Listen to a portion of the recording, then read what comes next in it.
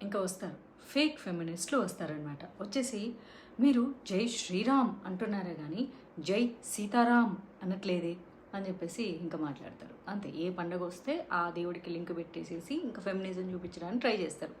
కానీ వీళ్ళందరికీ తెలియని విషయం ఏంటి, చాలామందికి తెలిసిన విషయం ఏంటంటే శ్రీరామ్ అంటేనే సీతారాముల కలయిక. శ్రీ అంటే సాక్షాత్తు మహాలక్ష్మి, రామ్ అంటే సాక్షాత్తు మహావిష్ణువు. అందులోనే ఉందిగా. ఎక్కడ కూడా రామ్ సీత అనరు, పరమేశ్వర పార్వతి అనరు, పార్వతీ పరమేశ అనే అంటారు, సీతారాం అని అంటారు. స్త్రీకి మొదటి స్థానమే ఉంటుంది ఎప్పుడు.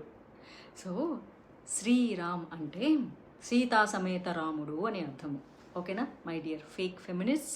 సో మీరు నేర్చుకోవాలి, తెలియకపోతే అడగండి శ్రీరామ్ అంటే మీనింగ్ ఏంటి అని. ఓకేనా?